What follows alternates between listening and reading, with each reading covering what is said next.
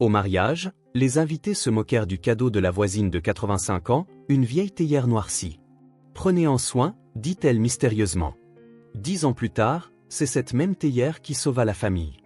Avant de commencer l'histoire, n'oubliez pas de laisser un like et de vous abonner à la chaîne pour voir plus d'histoires comme celle-ci.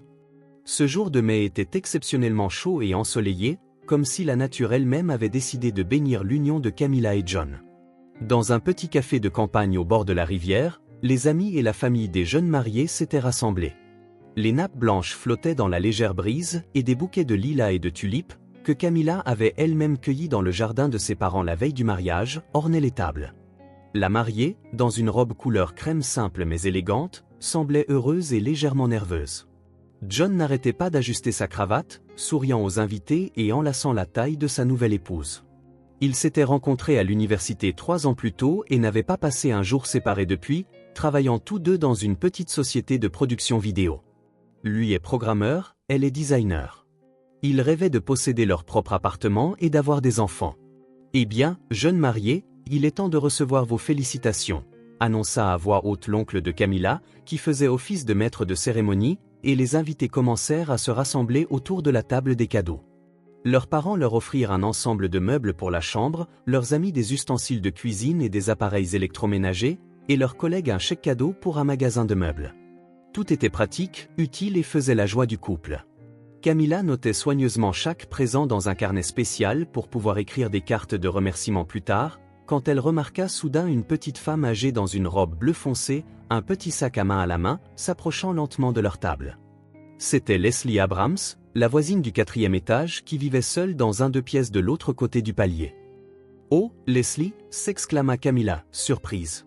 « Nous sommes si heureux que vous soyez venue. Nous avions déposé l'invitation dans votre boîte aux lettres, mais nous n'étions pas sûrs. »« Bien sûr que je suis venue, ma chère », sourit la vieille dame, les rides autour de ses yeux se creusant. « Comment aurais-je pu manquer une telle fête? Vous êtes un si charmant couple. Toujours un bonjour.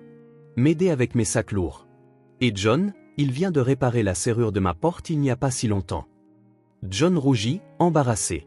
« Oh, ce n'était rien, Leslie. Merci d'être venu. Cela nous touche beaucoup. » La femme âgée posa délicatement un petit paquet sur la table, enveloppé dans du vieux papier journal et ficelé avec une simple cordelette. À sa taille et à sa forme, il était clair que quelque chose de rond et de pas très grand se trouvait à l'intérieur. « C'est pour vous, mes chers, du fond du cœur, » dit-elle, un peu nerveuse. « Un cadeau modeste, mais sincère. Prenez-en bien soin. D'accord? Elle vous portera bonheur dans les moments difficiles. Croyez en une vieille femme. » Camilla et John échangèrent des regards curieux et commencèrent à déballer le paquet. Dessous le papier journal émergea une théière en cuivre noirci par le temps, avec un bec incurvé et une poignée en bois. Elle était manifestement très vieille, avec des taches de patine verdâtre, comme si elle avait trôné sur l'étagère de cuisine de quelqu'un pendant des décennies. « Oh » murmura Camilla, essayant de cacher sa déception. « Merci beaucoup, Leslie. C'est un cadeau très original. Vraiment une pièce vintage », ajouta John en tournant la théière dans ses mains. « Est-ce qu'elle fonctionne encore ? » « Bien sûr qu'elle fonctionne », acquiesça la voisine. « Ma grand-mère y faisait infuser le thé. Puis ma mère. Elle est dans notre famille depuis de nombreuses années. Ne la jetez pas, c'est tout. D'accord ? Et ne la mettez pas au débarras. Prenez-en soin comme de la prunelle de vos yeux. » D'une table voisine s'élevèrent des ricanements étouffés. Camilla remarqua son amie d'enfance, Lena, qui chuchotait quelque chose à l'oreille de son mari, lequel se couvrait la bouche pour ne pas rire. Le cousin de John ne prit même pas la peine de se cacher. « Quel cadeau » dit-il à voix haute. « D'habitude, on offre quelque chose de neuf pour un mariage, pas une pièce de musée. Camilla, tu devrais l'utiliser comme vase. Elle ne sert à rien d'autre. »« Silence » siffla le père de John. « Pas devant la vieille dame. » Mais Leslie avait tout entendu. Son visage s'assombrit légèrement, bien qu'elle continuât de sourire. « Ce n'est rien. Laissez-les rire. Ils sont encore jeunes. Ils ne comprennent pas que tout dans la vie ne se mesure pas à sa nouveauté ou à son prix. Certains cadeaux sont plus précieux que l'or. On ne s'en rend pas compte tout de suite. » Camilla se sentit gênée par le comportement des invités et serra plus fort la main de sa voisine. « Leslie, nous vous sommes très reconnaissants, vraiment. Et nous prendrons grand soin de votre théière. Voulez-vous rester pour le dîner ? Il y aura du gâteau, de la musique? Non, ma chère. Merci.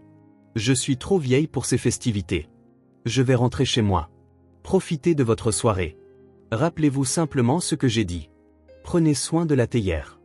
Elle vous servira fidèlement le moment venu. La vieille femme se leva lentement de table, embrassa les jeunes mariés sur les joues, en boitant légèrement, se dirigea vers la sortie. Camilla la regarda partir, éprouvant un étrange sentiment de tristesse. Qu'est-ce que ça voulait dire? Marmonna John, examinant à nouveau la théière. Le moment venu, on dirait une phrase tirée d'un conte de fées. Peut-être qu'elle est juste superstitieuse. À son âge, les gens croient souvent aux présages, haussa les épaules Camilla. Bon, mettons-la de côté pour l'instant. Nous déciderons plus tard de ce que nous en ferons. Ils remballèrent soigneusement la théière dans le papier journal et la placèrent avec le reste des cadeaux. La fête se poursuivit tard dans la soirée. Les invités dansèrent, chantèrent et souhaitèrent beaucoup de bonheur au couple. Mais de temps en temps, Camilla se surprenait à penser aux étranges paroles de sa voisine et au regard mystérieux qui avait brillé dans ses yeux lorsqu'elle leur avait tendu la vieille théière. Tard cette nuit-là, après le départ des derniers invités et le retour des jeunes mariés dans leur studio de location, John posa la boîte de cadeaux dans le couloir. « On triera tout ce trésor demain », dit-il fatigué, enlevant sa veste. « Pour l'instant, je veux juste dormir. » « Et la théière ?» demanda Camilla, enfilant sa chemise de nuit. « Mets-la sur l'étagère du haut pour l'instant. Il y a de la place là-haut. On lui trouvera peut-être une utilité un jour, bâilla John.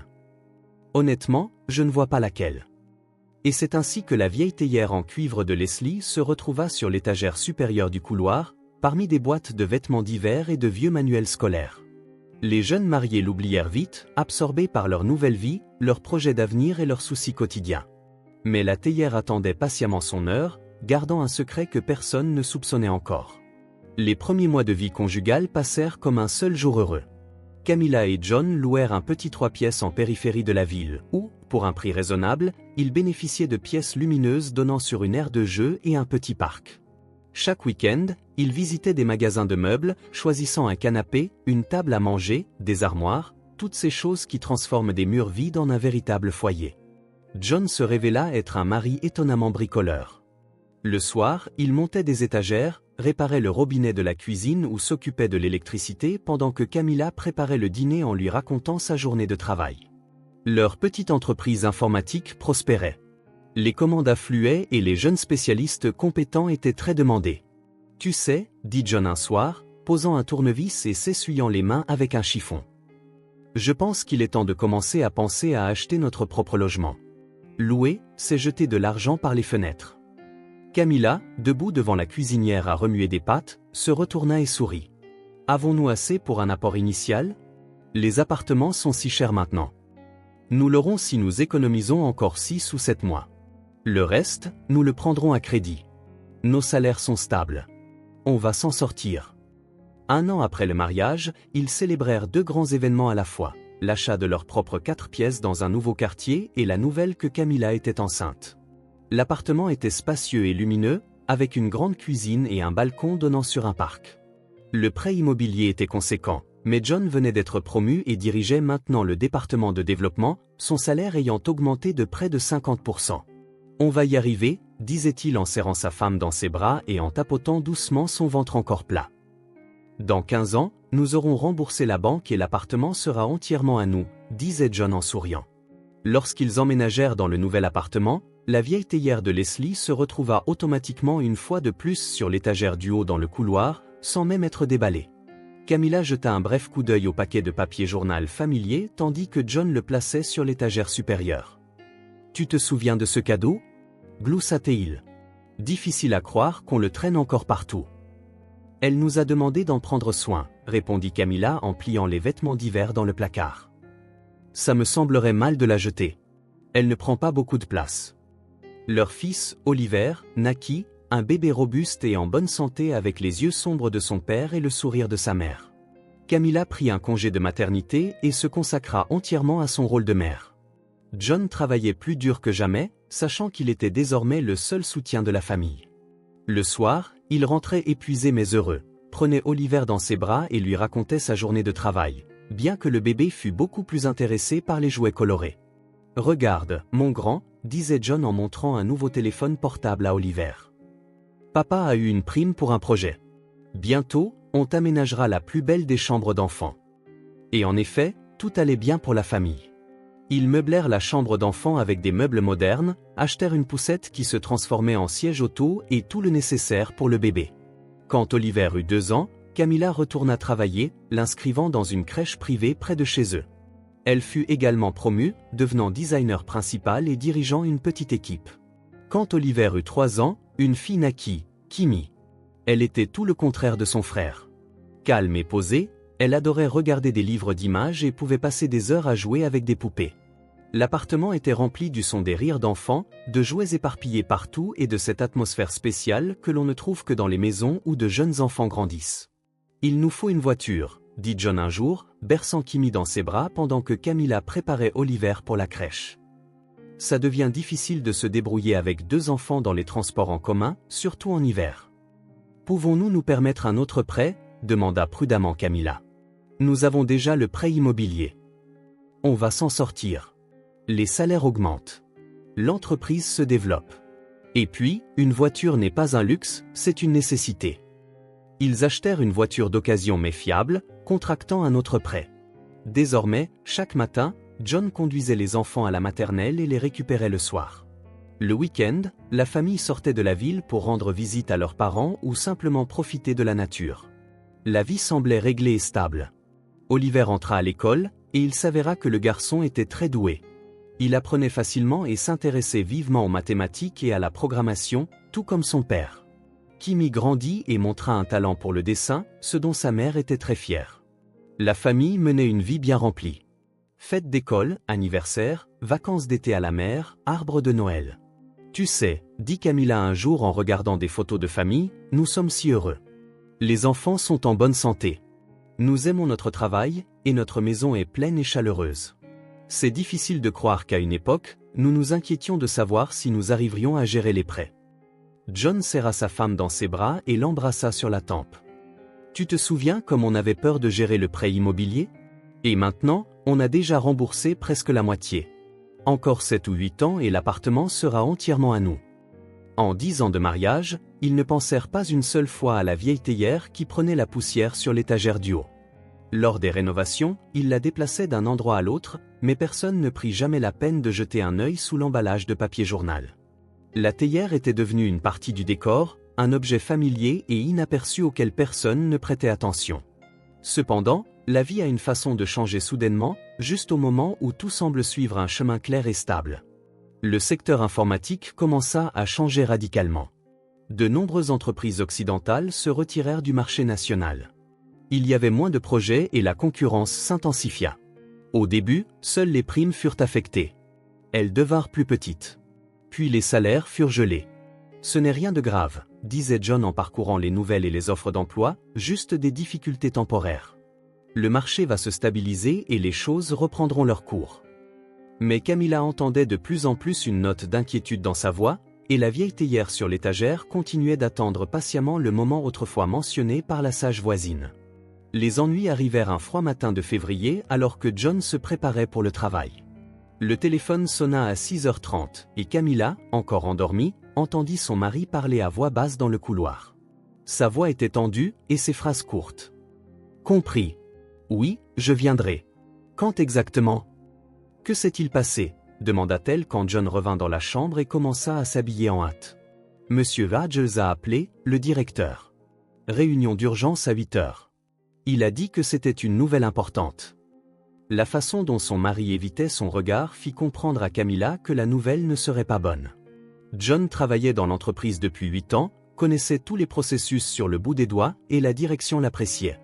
Mais ces derniers mois, l'atmosphère au bureau était devenue tendue. Des clients se retiraient des projets, les paiements étaient retardés, et les rumeurs de licenciement se faisaient de plus en plus fortes. Ce soir-là, John rentra à la maison, l'air sombre et abattu. Les enfants dormaient déjà et Camilla mettait la table dans la cuisine quand elle entendit la porte d'entrée se fermer. D'habitude, son mari venait directement à la cuisine, parlait de sa journée et demandait des nouvelles de la famille. Mais aujourd'hui, il entra dans le salon et s'effondra lourdement dans un fauteuil. « John, tu ne manges pas ?» appela Camilla. « Pas faim ?» répondit-il sèchement. Elle s'essuya les mains sur une serviette et entra dans le salon. John était assis, la tête dans les mains, fixant un point dans le vide. « Ils t'ont licencié ?» demanda doucement Camilla, bien que la réponse fût évidente d'après sa posture. « Tout le département. L'entreprise ferme la division de développement. Ils disent que ce n'est plus rentable. Seul le support technique et les ventes restent. » Camilla s'assit sur l'accoudoir de son fauteuil et posa une main sur son épaule. Elle était tendue comme de la pierre. « Ils donnent une indemnité de licenciement. 2 mois de salaire. Ça devrait nous tenir 2 mois si on se serre la ceinture. Après ça, » il leva des yeux fatigués vers sa femme. « Après ça, je ne sais pas. Il y a peu d'offres d'emploi dans mon domaine. La concurrence est féroce et les salaires proposés sont la moitié de ce que je gagnais avant. » Les semaines suivantes devinrent un cauchemar de recherche d'emploi constante. Chaque jour, John envoyait des CV, passait des entretiens et rencontrait d'anciens collègues dans l'espoir de trouver des pistes. Mais la réponse était toujours la même. « Nous n'embauchons pas pour le moment. Nous examinerons votre candidature. Nous vous rappellerons. » Camilla commença également à chercher du travail supplémentaire, mais ses revenus de designer n'étaient clairement pas suffisants pour couvrir toutes les dépenses de la famille. Le prêt immobilier à lui seul s'élevait à $1000 par mois. Le prêt auto, $450 de plus, sans compter les charges, la nourriture, les vêtements pour les enfants qui grandissaient, les fournitures scolaires pour Oliver et les activités extrascolaires pour Kimi. « Maman, pourquoi papa est si triste ?» demanda Oliver, 8 ans, un jour en rentrant de l'école. « Papa cherche un nouveau travail, mon chéri. »« Ce ne sont que des difficultés temporaires, » répondit Camilla, essayant de garder une voix calme. « Est-ce qu'on va vivre dans une autre maison ? » « Bien sûr que non. C'est notre maison. Nous n'allons nulle part. » Mais à l'intérieur, la peur la serrait à la gorge. Leurs économies diminuaient de jour en jour. D'abord, ils utilisèrent l'indemnité de licenciement. Puis ils commencèrent à emprunter à leurs parents. Après cela, ils contractèrent un prêt à la consommation pour couvrir les dépenses les plus urgentes. Le premier appel de la banque arriva en mars. « Bonjour. C'est le service de recouvrement de la banque. Vous parlez à Charlotte Morris. Vous avez du retard dans vos paiements hypothécaires. » « Je sais, » l'interrompit John. « Nous sommes temporairement incapables de payer la totalité, mais la situation va bientôt s'améliorer. Je comprends vos difficultés, mais la banque ne peut pas attendre indéfiniment. Je vous recommande de vous rendre dans une agence pour restructurer la dette. Sinon, nous devrons entamer une procédure de saisie. » La restructuration de la dette signifiait que les paiements diminueraient légèrement, mais que le montant total dû augmenterait et que le prêt prendrait plus de temps à rembourser. Mais il n'y avait pas d'autre choix. Cela donnait à la famille le temps de trouver une issue à la crise. John trouva un travail de coursier pour un service de livraison de repas. Le salaire était un tiers de ce qu'il gagnait auparavant, mais c'était au moins quelque chose. Chaque jour, il parcourait la ville en voiture, livrant des commandes à des bureaux et des appartements. Et chaque soir, il rentrait chez lui épuisé et abattu. « J'ai l'impression d'être un raté », avoua-t-il à Camilla une nuit tardive.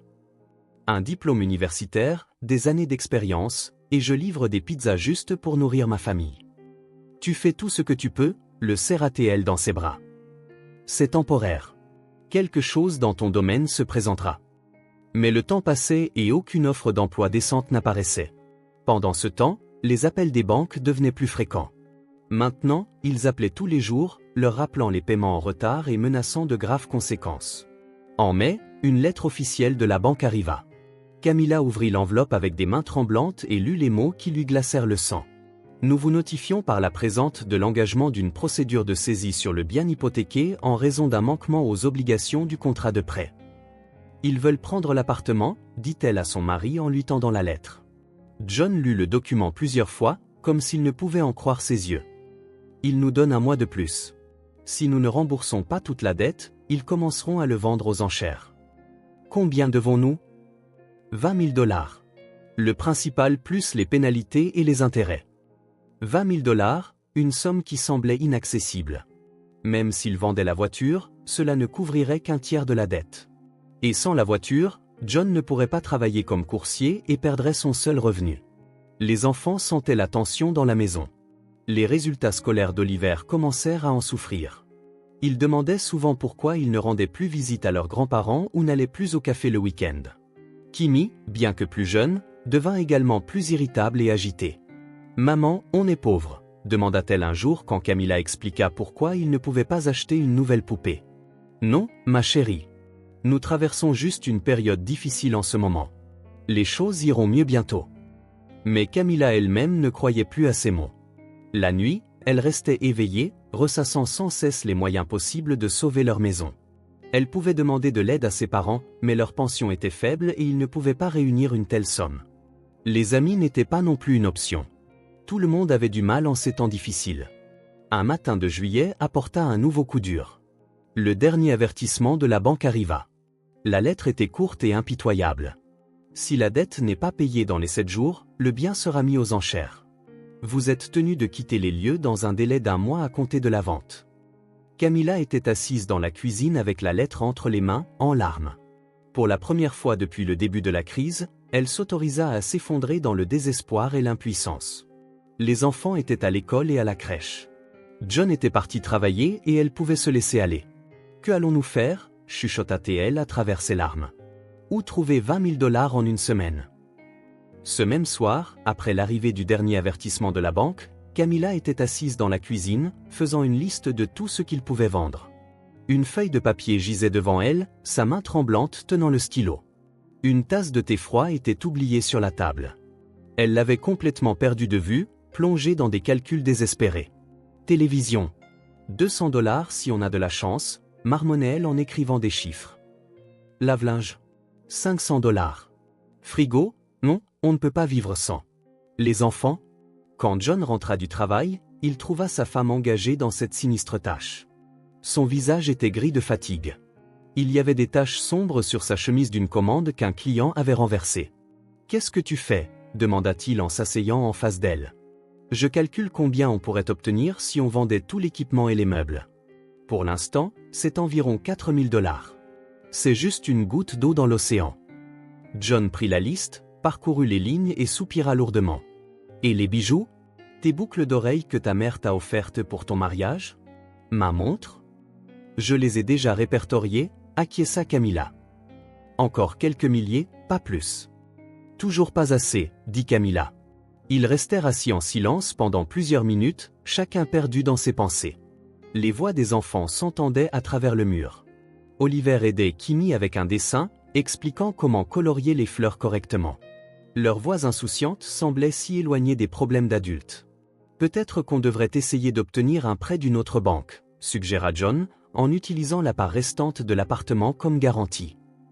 J'ai déjà appelé 3 banques, soupira Camilla. Ils disent qu'avec notre historique de crédit et mon salaire, on n'obtiendra pas grand-chose. Et cela ne ferait que retarder l'inévitable. Alors peut-être qu'on devrait accepter de vendre. Au moins, il restera quelque chose après avoir remboursé la dette. On pourra louer un appartement plus petit. Une boule se forma dans la gorge de Camilla. Cet appartement était leur rêve, leur nid, l'endroit où leurs enfants avaient grandi et où ils avaient été vraiment heureux. Je ne peux pas imaginer comment j'expliquerai aux enfants que nous n'avons plus de maison, chuchota-t-elle. Le lendemain, Camilla prit un jour de congé et se rendit dans des prêteurs sur gage et des dépôts-ventes pour connaître les prix réels de leurs biens. La réalité s'avéra encore pire que ce qu'elle avait imaginé. L'équipement qu'ils avaient acheté à crédit plusieurs années auparavant s'était déprécié de nombreuses fois. Les bijoux n'étaient évalués qu'au poids de l'or, sans tenir compte de leur beauté ou de la qualité de l'artisanat. Ces boucles d'oreilles sont jolies, dit une femme âgée au prêteur sur gage, examinant le cadeau de mariage de la mère de John à travers une loupe, mais l'or est de mauvaise qualité et les pierres sont artificielles. Je peux vous en offrir 800 $, mais elles en valaient 3000. Elles en valaient autant à l'époque, mais les temps ont changé. Et en plus, c'est le prix de détail. Nous achetons pour revendre. À la fin de la journée, il devint clair que même s'ils vendaient absolument tout, y compris leurs alliances, ils ne réuniraient pas grand-chose. C'était catastrophiquement insuffisant. Le soir, Camilla errait dans l'appartement comme pour dire adieu à chaque recoin. Elle s'arrêta devant les dessins des enfants sur le frigo, toucha le doux revêtement du canapé où elle et John passaient leur soirée, jeta un coup d'œil dans les chambres des enfants où jouets et livres s'alignaient sur les étagères. Peut-être que j'oublie quelque chose, pensa-t-elle. Peut-être qu'il y a quelque chose de valeur que nous avons oublié. Elle se rendit dans la chambre, ouvrit l'armoire et commença à trier les affaires sur les étagères du haut, de vieux albums photos, des boîtes de documents, des décorations de Noël, rien de précieux. Puis elle alla dans le couloir, prit quelques boîtes sur l'étagère du haut à l'aide d'un tabouret. La première boîte contenait des bonnets et des écharpes d'hiver. La seconde, les vieux manuels de programmation de John, depuis longtemps obsolètes. Dans la troisième boîte, Camilla vit un paquet de papier journal familier, ficelé. La théière de Leslie, chuchota-t-elle. J'avais complètement oublié. Elle est là depuis 10 ans. La déballant soigneusement, elle vit une théière en cuivre noirci, couverte de taches de patine verdâtre. Elle avait l'air assez miteuse, comme une vieille ustensile de cuisine ordinaire qu'on pourrait trouver dans une maison de campagne. Quoi, pensa Camilla, et si c'était vraiment une antiquité? Les antiquités ont de la valeur après tout. Peut-être que ça vaut le coup de la montrer à un expert. Elle se souvint des paroles de sa voisine, elle vous portera chance dans les moments difficiles. À l'époque, cela semblait être la superstition d'une vieille femme. Mais maintenant, si ce n'est pas un moment difficile, alors qu'est-ce que c'est? Sourit amèrement Camilla. Le lendemain matin, elle se rendit dans un magasin d'antiquités du centre-ville.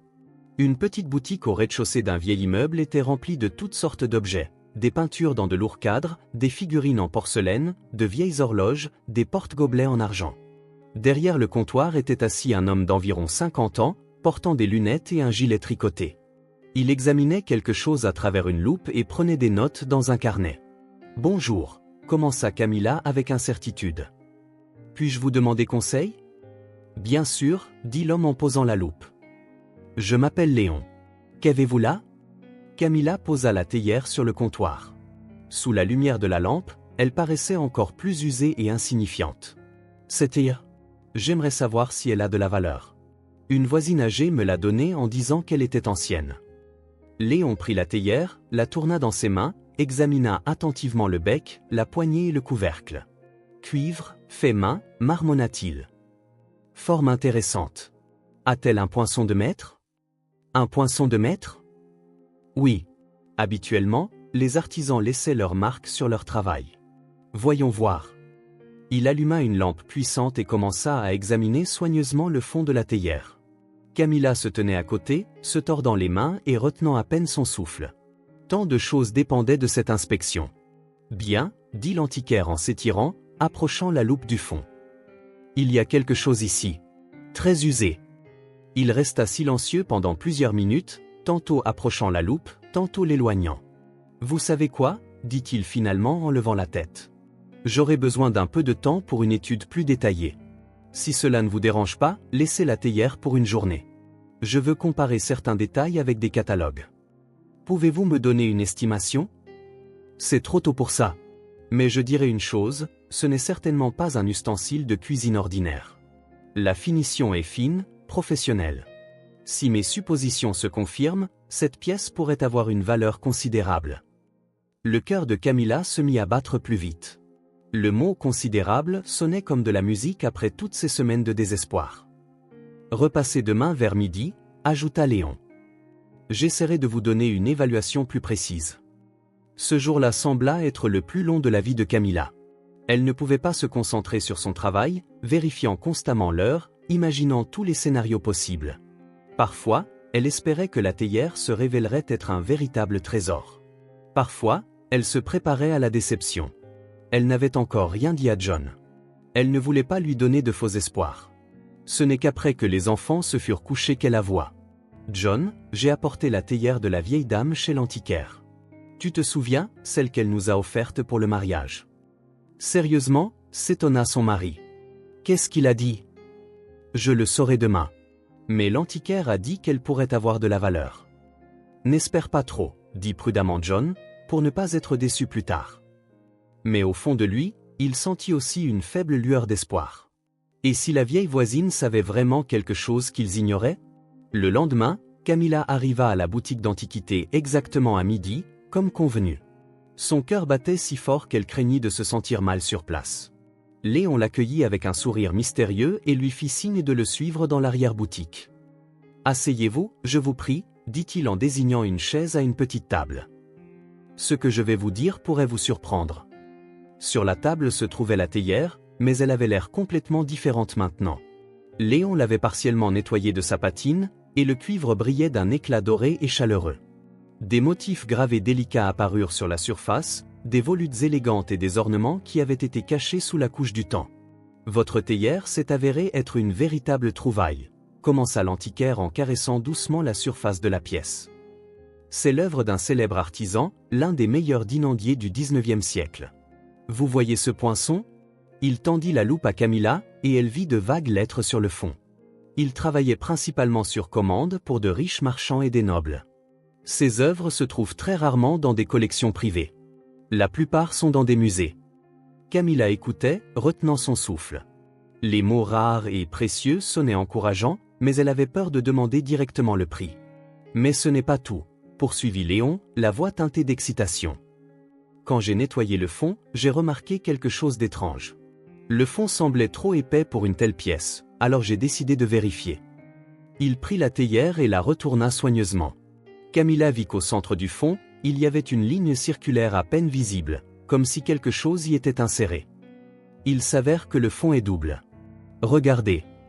L'antiquaire prit un outil fin et appuya délicatement sur un certain point. Il y eut un léger clic et une plaque ronde au centre du fond se souleva légèrement. Un compartiment secret, chuchota Camilla. On les fabriquait pour y ranger les choses les plus précieuses, et votre voisine le savait clairement. Léon retira délicatement la plaque ronde. En dessous, ils trouvèrent une petite cavité contenant un paquet enveloppé dans de la toile cirée. Le tissu était vieux, jauni, mais bien conservé. On l'ouvre? Demanda l'antiquaire. Camilla acquiesça, incapable de prononcer un mot. Ses mains tremblaient tellement qu'elle les serra en poing. Léon déplia le tissu et des pièces d'or scintillèrent sur la table. 5 pièces rondes portant des portraits d'empereurs et des aigles à 2 têtes, chacune de la taille d'un gros bouton. Mon Dieu, souffla Camilla.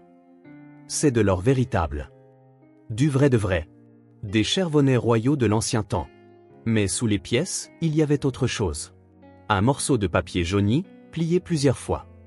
Léon le déplia soigneusement, et Camilla vit des lignes écrites à l'encre ancienne, des lettres pâles mais encore lisibles. Que celui qui trouvera ce trésor sache qu'il est destiné à de bonnes personnes pour les jours sombres de leur vie. Moi, marchand de la 2e guilde, je laisse cette richesse non pas à mes héritiers qui sont déjà bien pourvus, mais à ceux qui se montreront dignes d'aide à l'heure du besoin. Que le Seigneur bénisse celui qui utilisera ce don avec un cœur pur. Lisez, dit l'expert en antiquité. Camilla était assise, stupéfaite. Abrams, le nom de famille de Leslie. C'était donc son ancêtre qui avait caché le trésor dans la théière plus de 150 ans auparavant. Et la voisine le savait. Combien? Combien cela pourrait-il valoir? Osa-t-elle enfin demander. Léon prit une des pièces, l'examina attentivement à la loupe, la testa avec un aimant. Une expertise précise est nécessaire, mais en gros, des pièces dans cet état valent de 200 000 à 400 000 chacune. Il y a 5 pièces ici, plus la théière elle-même en tant qu'antiquité. Camilla se sentit prise de vertige. Elle essaya de faire le calcul rapidement dans sa tête. Si c'est environ 50 000 $ par pièce en moyenne, alors 5 pièces font 250 000 $, plus la théière, environ 300 000 $ au total. Je ne comprends pas, balbutia-t-elle. C'est plus que suffisant pour rembourser notre dette. Beaucoup plus. Avez-vous des documents prouvant que la théière vous appartient légitimement? La voisine nous l'a offerte comme cadeau de mariage. Il y avait des témoins, mais pas d'acte écrit. Je vois. Alors il serait préférable d'obtenir une confirmation écrite du don de sa part pour qu'il n'y ait pas de question lorsque vous la vendrez plus tard. Camilla prit son téléphone avec des mains tremblantes et composa le numéro de John. John, tu es assis, dit-elle, retenant à peine son excitation. Nous devons aller chez Leslie de toute urgence, et tu peux prendre ton après-midi demain. Nous devrons aller chez le notaire et à la banque. Que s'est-il passé? Tu as l'air étrange. La théière. Tu te souviens de la théière de la vieille dame? C'est. John, nous sommes sauvés. Je t'expliquerai à la maison. 1 heure plus tard, il se tenait devant la porte de l'appartement de Leslie. Camilla tenait la théière nettoyée avec le compartiment secret, et John essayait toujours de croire ce qu'il avait entendu de sa femme. La porte s'ouvrit sur une femme aux cheveux gris familière, encore plus fragile après toutes ces années. En voyant les jeunes voisins, elle sourit. Camilla, John, quelle surprise. Entrez, entrez. Dans une petite pièce au papier peint délavé et aux meubles anciens, ils s'assirent à une table recouverte d'une nappe au crochet. Leslie posa de petites assiettes de confiture et commença à faire du thé. Leslie, commença Camilla, posant la théière sur la table. Nous voulions vous rendre votre cadeau. La vieille dame regarda la théière et secoua la tête. Pourquoi la rendre? Je l'ai donnée du fond du cœur. Nous avons trouvé un trésor à l'intérieur. Des pièces d'or et une note de votre arrière-grand-père. Leslie regarda longuement le jeune couple, puis soupira doucement. Alors, le moment est venu. Je m'en doutais. Vous saviez, s'étonna John. Bien sûr que je savais. Mon arrière-grand-père m'a dit avant de mourir qu'il y avait de l'or dans la théière pour ceux qui auraient besoin d'aide. Il m'a dit, donne-la à des gens de bon cœur quand tu verras qu'ils traversent des moments difficiles. Mais pourquoi nous? Nous étions jeunes et heureux à l'époque. Je vous ai observé toutes ces années, sourit la vieille femme. J'ai vu comment vous aidiez les voisins, comment vous traitiez les enfants, comment vous vous aimiez. Camilla se leva, s'approcha de la vieille femme et la serra fort dans ses bras. Merci. Vous avez sauvé notre famille. Ne me remerciez pas, remerciez votre arrière-grand-père. Il était sage, il a prévu que leur aiderait un jour quelqu'un. Assurez-vous simplement de l'utiliser à bon escient. Ce même soir, ils firent notarier un document confirmant que la théière et tout ce qu'elle contenait était un don de Leslie à la famille de Camilla et John. Le lendemain, ils emmenèrent les pièces pour expertise dans une maison de vente aux enchères. Les experts confirmèrent l'authenticité des pièces et les évaluèrent au total à 300 000 $. La théière ajouta 50 000 $ de plus, en tant qu'œuvre d'un artisan célèbre avec une histoire unique. 350 000 $, dit l'expert. Très bon état, des spécimens rares. Nous sommes prêts à tout acheter immédiatement. John et Camilla échangèrent un regard. La somme était plus qu'ils n'auraient pu en rêver, même dans leurs fantasmes les plus fous. Ce même soir, un chèque en main, Camilla et John montèrent les escaliers jusqu'à l'appartement de Leslie avec un bouquet de roses blanches et une boîte de chocolat fin. Ils avaient tant de questions qui leur trottaient dans la tête depuis la découverte du trésor. « Entrez, entrez », les invita la vieille dame en ouvrant la porte. « Le thé est juste prêt. » Ils s'assirent à la même petite table que la veille, mais l'atmosphère était maintenant complètement différente. Camilla ressentait une immense gratitude et en même temps une sorte de révérence sacrée envers cette femme fragile qui s'était avérée être la gardienne d'un secret de famille aussi incroyable. « Leslie », commença John en posant ses mains sur la table. « S'il vous plaît, racontez-nous toute l'histoire. Comment votre arrière-grand-père est-il devenu marchand? Pourquoi a-t-il décidé de cacher l'or de cette manière ?» La vieille femme remua lentement son thé avec une cuillère, comme pour rassembler ses pensées, puis leva les yeux. Alfred Abrams, mon arrière-grand-père, était un homme au destin incroyable. Il est né dans une famille de serfs, mais dès l'enfance, il a montré un talent extraordinaire pour le commerce. Le propriétaire terrien remarqua son intelligence et l'envoya en ville pour apprendre un métier. Arrière-grand-père devint d'abord commis, puis ouvrit sa propre boutique et à 40 ans, il possédait déjà plusieurs magasins dans la capitale. Avait-il une grande famille? Demanda Camilla. 3 fils, mais l'aîné est mort pendant la guerre de Crimée. Le deuxième est tombé dans l'alcoolisme et le plus jeune s'est avéré avide et cruel. Quand arrière-grand-père vieillit, le plus jeune fils commença à exiger un partage de l'héritage, menaçant de le poursuivre en justice. Alfred Abrams était très inquiet. Il voyait que son fils gaspillerait l'argent et tromperait les gens. Leslie se leva, se dirigea vers une vieille commode et en sortit une photo usée dans un cadre ovale. Le voici, mon arrière-grand-père, prise peu avant sa mort. La photo montrait un homme d'environ 60 ans, avec des yeux sages et une barbe fournie, vêtu d'une redingote de marchand. C'était un bel homme, sourit Camilla, et des yeux gentils. Gentil, oui, et sage. Il a inventé cette astuce avec la théière. Il a dit à mon arrière-grand-mère, mon fils n'aura pas mon or. Qu'il aide quelqu'un qui le mérite. Et mon arrière-grand-mère était une femme simple et pieuse. Elle comprit son mari et jura de garder le secret. Comment la théière est-elle arrivée jusqu'à vous? Demanda John. D'arrière-grand-mère à grand-mère, de grand-mère à mère, de mère à moi.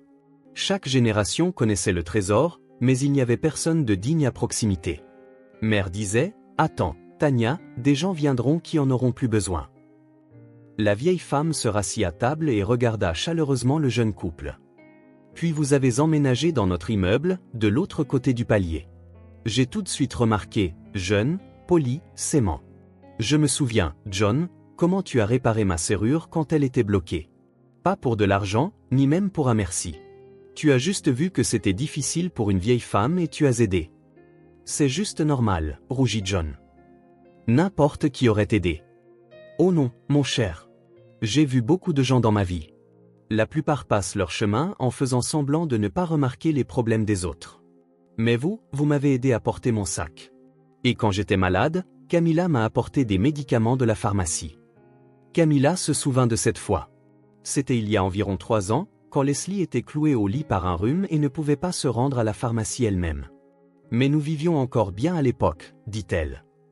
Pourquoi offrir la théière comme cadeau de mariage? La vie est compliquée. Des choses arrivent. Je savais que tôt ou tard, vous traverseriez une période difficile. Tout le monde en traverse. Il était important d'attendre le moment où vous auriez vraiment besoin d'aide. Et vous ne nous avez pas parlé du trésor exprès. Pourquoi? La volonté de mon arrière-grand-père. Qu'il le trouve eux-mêmes le moment venu. Il croyait que les bonnes personnes trouveraient toujours un moyen si on leur donnait un petit coup de pouce. C'est pourquoi vous l'avez trouvé et avez eu l'idée d'apporter la théière à un antiquaire. John secoua la tête.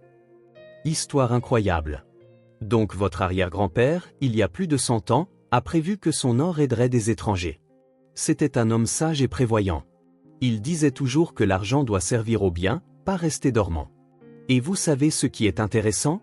Une lueur malicieuse apparut dans les yeux de la vieille femme. Arrière-grand-père a écrit pour de bonnes personnes dans la note. Et quel est votre nom de famille? Vous êtes bon, répondit Camilla. Vous voyez, même votre nom de famille correspond parfaitement. Destin ou coïncidence, je ne sais pas. Mais ça tombe magnifiquement bien. Ils restèrent longtemps à boire du thé avec de la confiture. Et Leslie raconta l'histoire de sa famille, comment ses parents avaient caché la théière pendant la guerre, comment ils l'avaient gardée dans les années difficiles de l'après-guerre. Avez-vous déjà été tenté d'utiliser cet argent vous-même? Demanda prudemment Camilla. Après tout, vous n'avez pas toujours eu la vie facile. C'est arrivé, acquiesça la vieille femme. Surtout difficile après la guerre. Mon mari est mort près de Stalingrad. Je me suis retrouvée seule avec une petite fille. Parfois, nous n'avions rien à manger, mais ma mère m'avertissait strictement, cet or n'est pas à toi, Tania. Tu n'es qu'une gardienne. Le temps viendra et tu comprendras à qui le donner. Et vous avez attendu ce moment toute votre vie. Toute ma vie, et j'ai attendu. Maintenant, mon âme est en paix. J'ai accompli la volonté de mon arrière-grand-père. Alors qu'il s'apprêtait à partir, Camilla serra Leslie dans ses bras et dit doucement, « Merci d'être qui vous êtes, d'avoir préservé non seulement l'or, mais aussi la foi en l'humanité. Nous n'oublierons jamais ce que vous avez fait pour nous. » Je n'ai rien fait de spécial, fit la vieille femme d'un geste de la main. J'ai juste vécu et observé. Maintenant, vivez heureux et souvenez-vous que l'argent n'est pas la chose la plus importante dans la vie. L'essentiel, c'est l'amour, la gentillesse et la volonté d'aider les autres. Nous nous en souviendrons, promit John. Et nous l'apprendrons certainement à nos enfants. En descendant les escaliers, Camilla et John étaient silencieux, digérant ce qu'ils avaient entendu. L'histoire était encore plus incroyable qu'ils ne l'avaient imaginé. Il s'avéra qu'ils étaient devenus un maillon d'une chaîne de bonté s'étendant sur un siècle et demi. Tu sais, dit John en entrant dans leur appartement, maintenant je comprends pourquoi elle insistait tant pour que nous prenions soin de la théière. Elle savait que tôt ou tard, nous comprendrions sa vraie valeur. Une femme sage, acquiesça Camilla. Et quelle volonté il a dû falloir pour garder le secret de quelqu'un d'autre toute sa vie sans céder à la tentation. Les enfants dormaient déjà et le couple s'assit dans la cuisine pour réfléchir à leur projet d'avenir. Ils rembourseraient la dette bancaire demain. C'était décidé. Mais que faire de l'argent restant? C'était une chance de commencer une nouvelle vie, et ils ne pouvaient pas la manquer. Le lendemain matin, John et Camilla se rendirent à la banque à la première heure. John portait un dossier de documents et la carte bancaire où les recettes de la vente de l'Antiquité avaient été déposées. Son cœur battait la chamade, bien que le pire fût derrière eux. Bienvenue, les salua la directrice chargée des dettes problématiques, la même Charlotte Morris qui les avait appelés pour leur rappeler les paiements en retard. « Je comprends que vous voulez rembourser la dette en totalité », demanda-t-elle fermement. « Le principal, les intérêts, les pénalités, jusqu'au dernier centime », répondit John. Charlotte Morris vérifia l'ordinateur. 27 521 $. Êtes-vous sûr de vouloir solder le prêt par anticipation? Absolument sûr. La procédure prit environ 1 heure. Signature de documents, transfert d'argent, réception d'un certificat de remboursement intégral. Lorsque la directrice leur tendit le certificat tamponné par la banque, Camilla sentit comme si un poids énorme lui avait été enlevé des épaules. « Félicitations », sourit Charlotte Morris. L'appartement est de nouveau entièrement à vous. Vous pourrez obtenir les documents de propriété dans quelques jours. En sortant de la banque, ils se prirent dans les bras en pleine rue. Les passants jetaient des regards au couple heureux qui se réjouissaient comme des enfants. « Libre » chuchota John. « Enfin libérés de ce cauchemar. »« Et il nous reste près de 200 000 $, ajouta Camilla. « Qu'allons-nous faire ?» Ils rentrèrent chez eux de bonne humeur, faisant des projets pour l'avenir. John pouvait maintenant chercher tranquillement un travail qu'il aimait, sans plus se jeter sur n'importe quelle offre par désespoir. « Peut-être devrions-nous penser à notre propre entreprise », suggéra-t-il. « Tu sais, » dit Camilla alors qu'ils étaient assis dans leur cuisine avec des tasses de café, « j'ai toujours rêvé d'un petit café, un endroit chaleureux où les gens pourraient non seulement manger mais aussi se détendre l'âme avec un bon café, des pâtisseries maison et des fleurs fraîches. » « Idée intéressante, » dit John, songeur. « J'ai aussi quelques idées. Peut-être pourrions-nous les combiner. Un café avec un coin informatique où les gens pourraient travailler sur leurs ordinateurs portables et utiliser Internet. Je pourrais m'occuper du support et tu pourrais gérer la partie cuisine. Où l'ouvririons-nous? Le loyer dans le centre-ville est cher. Tu te souviens de ce local au rez-de-chaussée de notre immeuble? C'était une épicerie et il est vide maintenant. Les voisins se plaignaient qu'il n'y a nulle part de décent pour manger à proximité. L'idée semblait si bonne qu'ils allèrent immédiatement voir le local. La société de gestion confirma que l'espace était disponible, le loyer tout à fait raisonnable, et toutes les commodités en état de marche. Les 2 mois suivants passèrent en agréables occupations. Ils enregistrèrent leur propre entreprise, obtinrent tous les permis nécessaires et rénovèrent l'espace. Camilla étudia des cours de cuisine et des recettes, acheta du matériel de cuisine. John s'occupa de la partie technique, installa Internet, configura les ordinateurs, créa un système de commande. Ils nommèrent le café simplement chez nous. L'intérieur était vraiment chaleureux. Table en bois, canapé moelleux, plantes vertes en pot, étagères de livres. Des peintures d'artistes locaux étaient accrochées au mur, et un aquarium de poissons aux couleurs vives se tenait dans un coin. L'ouverture était prévue pour le samedi. Camilla passa toute la journée précédente à préparer, cuisant des tartes, faisant de la soupe. John installait le matériel et vérifiait tous les systèmes une dernière fois. « Tu es nerveux ?» demanda Camilla, voyant son mari essuyer pour la 10e fois les tables déjà propres. « Très. Et si personne ne vient? Ou s'ils viennent mais n'aiment pas? Ils viendront et ils aimeront, » dit Camilla avec confiance. Le premier visiteur le jour de l'ouverture fut leur voisin, oncle Grégory, du 3e étage. Il commanda un café avec une pâtisserie et loua longtemps le délice. « Je rêvais depuis longtemps que quelque chose de décent ouvre ici, » dit-il en terminant son café. Avant, je devais aller en ville si je voulais un repas correct. Vers midi, des mères avec des enfants des aires de jeux voisines s'étaient rassemblées. Les enfants étaient ravis de regarder l'aquarium et les mères louaient les pâtisseries maison et l'atmosphère chaleureuse.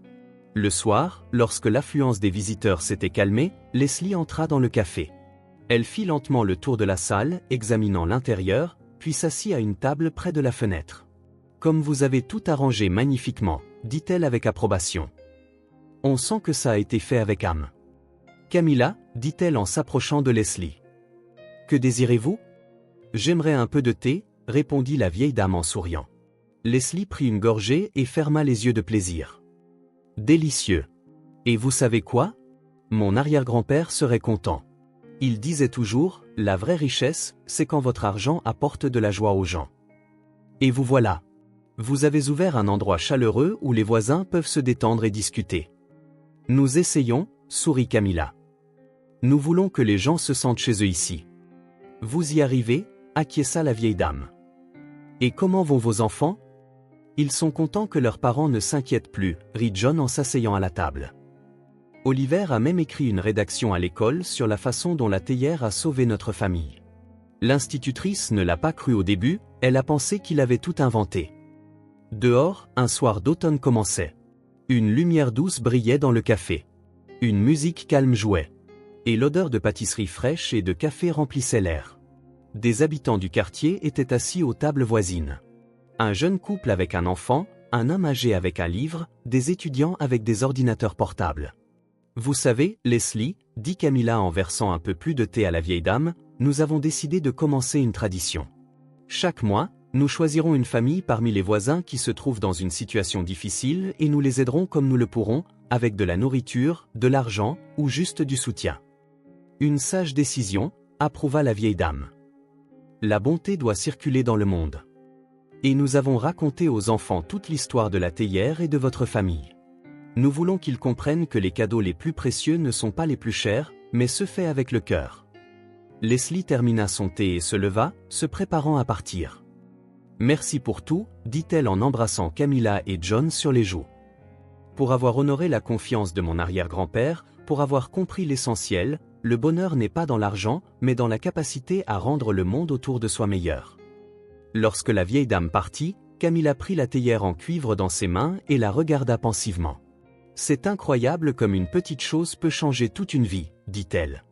Ce n'est pas la chose qui l'a changée, mais les gens, la corrigea John. Le marchand qui se souciait des générations futures. Leslie qui a gardé le secret toute sa vie. Toi et moi qui n'avons pas baissé les bras dans les moments difficiles. Et nos enfants qui savent maintenant quelles sont les vraies valeurs. Les lampadaires s'allumèrent dehors. La journée de travail au café touchait à sa fin, mais ils n'étaient pas pressés de fermer. C'était leur endroit. Leur nouvelle vie, leur bonheur gagné non seulement grâce à l'or de la vieille théière, mais aussi grâce à la foi en le bien, l'amour l'un pour l'autre, et la volonté d'avancer quoi qu'il arrive.